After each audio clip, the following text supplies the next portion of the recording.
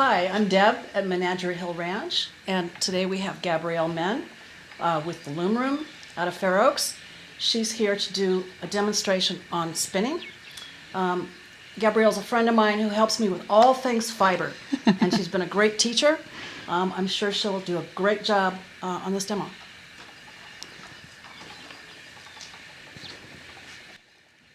So a lot of people, when they see a spinning wheel, they wonder, where's the yarn going?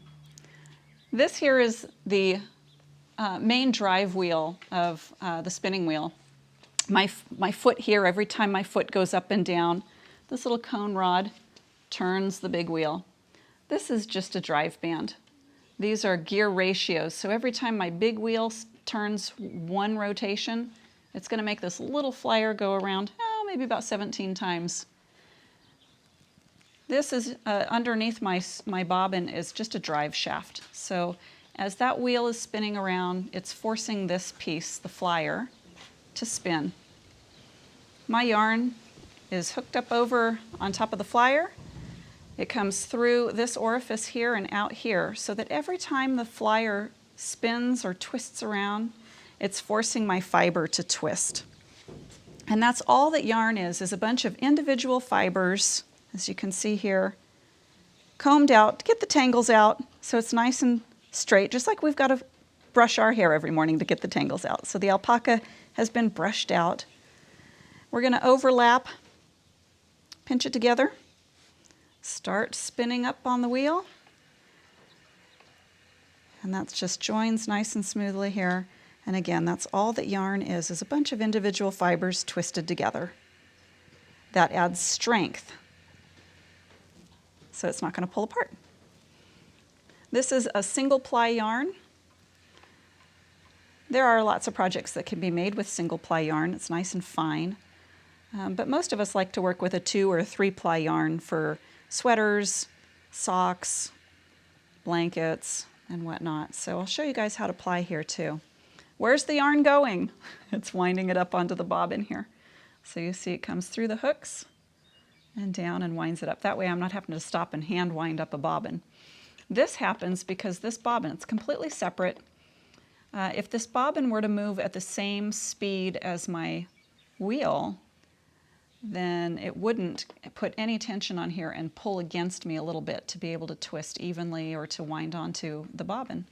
So this little spring down here, this is called a Scotch tension system. It's bringing, well, kind of looks like fishing line, right over the top of this bobbin, so I can adjust how much tension that spring puts on the bobbin. As the bobbin gets heavier and fuller with the yarn, I'll just need to add a little bit more tension, but that keeps the bobbin spinning slightly slower than the wheel. So that is how a spinning wheel works and how we're able to make our own yarn from our own animals. So can you talk a little bit about how you're pulling the fiber Sure. out? So this, whoop, it's a little windy. The whole process here, I describe it as pinch. Okay, let's get that started there. Okay, so my thumb and my fingers here are going to pinch the twist. We don't want the twist to come up all the way into this. It'll make a big tangly mess. So we pinch, we stretch, we pull these fibers back and apart a little bit, and then guide. Pinch, stretch, guide the twist up into what's called the delta. The delta is the space between my two hands. So we pinch, stretch, slide, or guide. Pinch, stretch, slide. Pinch, stretch, pinch and stretch. So it's just those alternating motions, pinching and guiding that feel. I'm feeling the twist coming to my thumb and my finger, and that's when I know it's time to move my thumb and my finger. If we add too much twist, I'll show you what that ends up looking like. This is called overspun. And see how it just kind of kinks back on itself? It can get even more tangled than that. And then the softness goes away. It feels like coarse rope right now. It's super compressed. Very. So how do we fix that? Well, we just stretch out more fiber and let all that extra twist that we built up in there take up the extra fiber. There's actually a spinning technique called a long draw spin, and that's what you do because it's long. And then just bring it in, let it wind up. Something else that a new spinner has to get used to when you're first practicing is that your fiber can be very slippery, and it just gets away from you. Ah, what do we do? It broke. Well, it's not really broken because, again, what is yarn? It's just a bunch of individual fibers twisted together. So we'll just back it out a little bit. Bring it back up over our hooks. We'll change the hooks while we're at it. Get my little guide here. Feed it on through. And how do we start out? We pinch. So grab a little bit of our fiber here from our roving. Just overlap, pinch it together, start spinning. And all those little fibers twist together. We got a nice smooth transition here. And is this alpaca that you're spinning? This is 100% Wakaya alpaca. There are two breeds of alpacas. There are Wakayas. Those are, I jokingly call them, they look like fluffy balls of cotton candy. Teddy bears. And then there is Surrey alpacas, and Surrey grow nice locks that hang. To look at it, it almost looks like they're growing dreadlocks, but it's not tangled and matted. At least it shouldn't be. So this one is more fluffy. What makes it fluffy, if you look at the individual fibers again, you see it's got crimp to it. It's kinky. Those little zigzags in there, that is what is characteristic of Wakaya alpaca. Those little crimps, when you're making a yarn, make the yarn more lofty. So there's more air in there, so it's more spongy feeling. That also helps with insulative value, having those little air pockets be able to get trapped in there in that yarn. And with Surrey alpaca, the fibers are straight. They don't have those kinky little crimps to them. And so the yarn that you spin from a Surrey alpaca is more dense and heavy. You don't get all those little air pockets in there. It's also silkier, isn't it? Very, very silkier handle to it. That's the structure to Surrey is different at the cellular level. And so with Surrey alpaca, the scales, when you look at one individual hair under the microscope, it's made of a bunch of little overlapping scales. And those overlapping scales in a Surrey alpaca are longer. They're more elongated in shape and when they overlap. And so that elongation means there's less edges that affect how soft it feels in your hand, but also it gives the opportunity for more surface area to reflect the light. So Surrey is known for being a very high luster, or brightness, a shiny fiber. Very similar in shininess to like mohair from a goat or even silk. Silk is also shiny. This is really, it's a very relaxing hobby. It takes practice, just like anything. People ask me, well, how hard is it to learn how to spin? Well, I'm sure some will have more of an aptitude in taking to it more quickly than others, but like with anything, it's with practice, and how much practice you spend a day can reflect how quickly or easily you become as a spinner or how proficient you become. Do you want to talk about spinning alpaca versus spinning, say, wool? I get a lot of people who ask, who already spin wool, and they wonder if they would be able to spin the alpaca. Yeah, some people have found that it's almost easier to learn how to spin alpaca because it's so much softer in the hands that it pulls apart, it stretches out easier. Others find that that's a hindrance, that it's so soft and slippery that it just slips away from you. And there's so many different breeds of sheep, and their wool styles are all different. So one of the easiest wools to learn how to spin with is from a Romney, the breed Romney. It's a very long and forgiving fiber. And then you move right down to what is one of the more difficult fibers to spin is the merino. We call that the creme de la creme of fineness and softness. It's got a lot of crimp, and there's a lot of stretch and elasticity, which can be a little bit more challenging for a new spinner. But yeah, I think so long as you're picking if you're trying to be a new spinner, should I start with wool or should I start with alpaca? Wool is less expensive, so if you're going to make your beginner errors, you might want to start on some less expensive wools. But if it doesn't seem to be working for you, switch over. Try the alpaca and see if your hands just prefer the alpaca and handle the alpaca better. So it's hard to give a straight answer because everybody's so different with our learning styles. I think that's key. But I find it really interesting that my friend Melanie, you know Melanie, started with alpaca. Yeah, yeah. And she picked it up right away. Mm-hmm.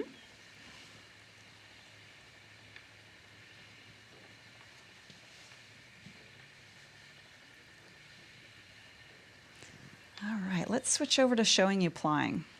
So we just got our single here. And again, if we want to add more strength or more durability, depending on what project we're planning on doing, we want to add a little more strength to our yarn.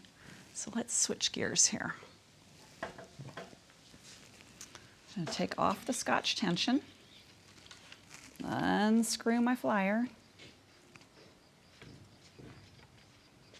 There's a lot of different styles of wheels, so this is not going to be the process for every wheel that's out there. It's nice to see that there's so many different wheel makers still, even though this seems to fall under the category of dying art. There's still enough of us out there that love doing this, and so it's nice to see those companies being supported enough that they're willing to still make equipment. I've been seeing a lot of young people want to show interest in learning how to spin.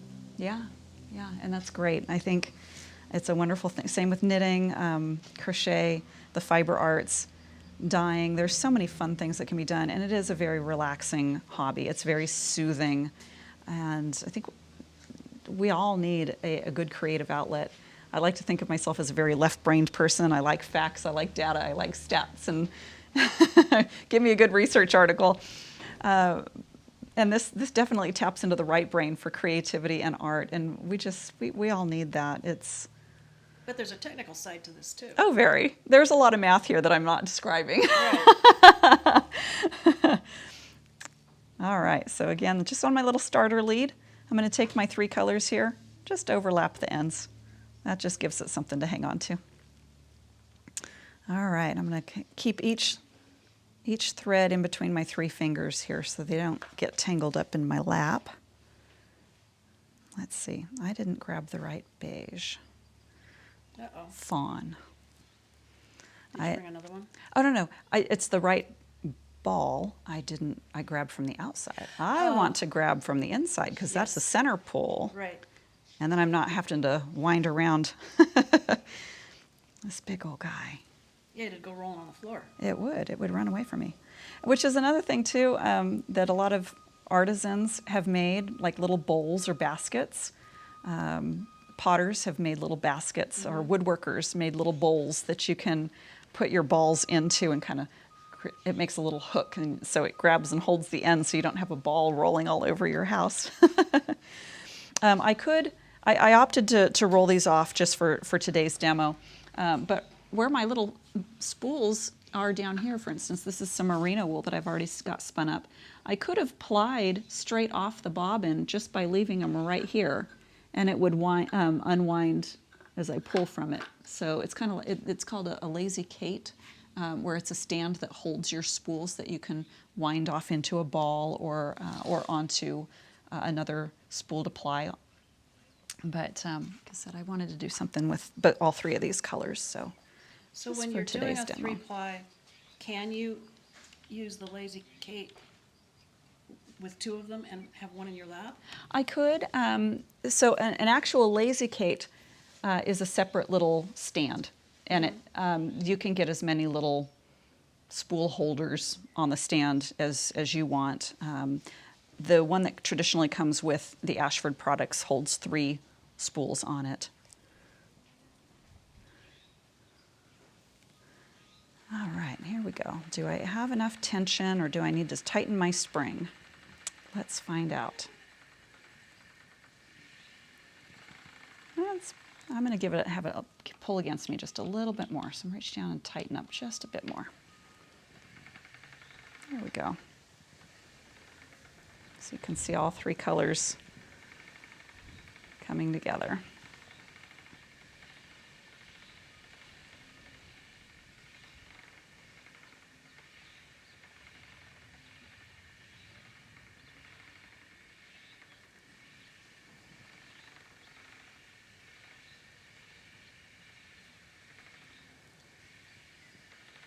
To me, this is always a fun part of the process, is combining colors and seeing what kind of fun we have. Playing with color. I've been getting a big kick out of combining colors in the lots that I send to the mill. Yes. It's always like a surprise, of like getting a present in the mail when it comes back. And It you're not is. sure what, you send it off, you're not sure what color it's going to become. Yeah. After the colors blend. Yep. So this I just described from the roving point in the process. We haven't explained what happens. How do we get to the roving point either? I think that's another good topic for another video, another clip. Is how do we get ready to spin? And like you said, when you have multiple animals, that's part of the design decision that you get to make as the owner, giving those instructions from the mill instead of having the mill just do whatever and blend everything together, and then you get mud. you get to make your decisions. Well, and so far I haven't made mud. That's good. So we can see this just looks so fun. So just like with the top I'm wearing, this is a tweed, so a combination of different colors that aren't all combined into one yarn. It's 3 different colors run side by side. So I like the character on it. I like the look.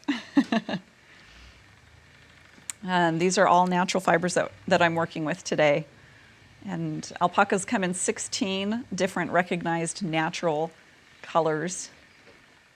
And so we don't need to throw dyes on there, which is great. Mm-hmm. I love that. I like the naturals. I do too. Some people ask about dyeing and how well does it hold dye? How well does it take up dye? It does great. I prefer not to use acids. Acid-based dyes are mordant because the acidity can damage the alpaca fiber and make it feel coarser or scratchier.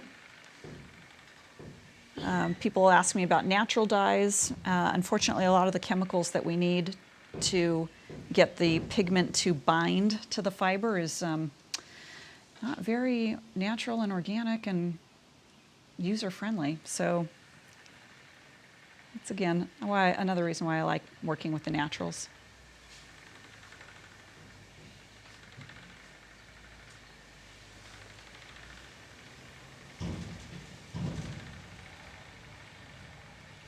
So some people use Kool-Aid to dye. Oh, I was just thinking that too. And then Yeah. other people use totally natural, things. Mm-hmm. How does the Kool-Aid work compared to a truly natural, plant-based dye? That is a great question, Deb. So with Kool-Aid, my biggest complaint or drawback of the Kool-Aid based dyes is that there is no mordant to get the pigment to stick to the fiber, so it fades very quickly. It's not what we call color fast. So there's the downside of Kool-Aid dyeing. Right. And it's chemicals. Right. Well, that we're put. I mean, well, it's all chemicals, right? But you know what I mean. So when we're using naturals, like you mentioned, such as the plant-based dyes, we still need that mordant, and so that's what makes it challenging to work with. Is that you've still got to put something in the process to get the pigment to stick. It doesn't matter if it's red dye 40 or indigo from a plant. You still got to get some way for that pigment to stay and be color fast to the fiber.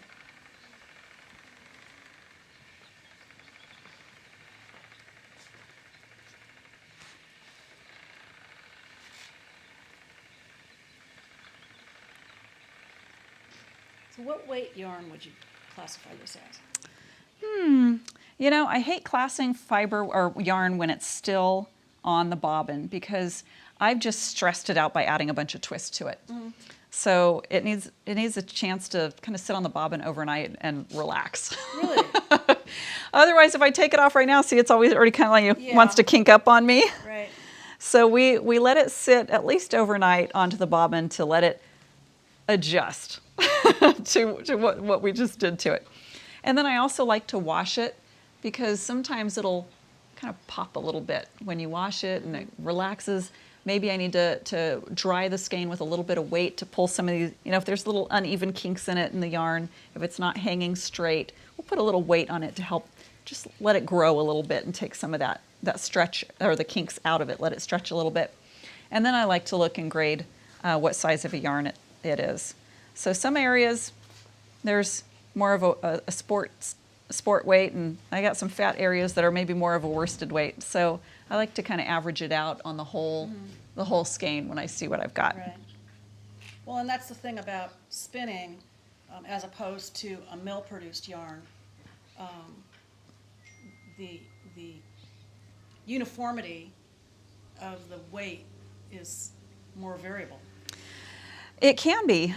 With some spinners, we get very good at making a very even yarn. And when I first started spinning, that was supposed to be the goal, is to make perfect looking yarn.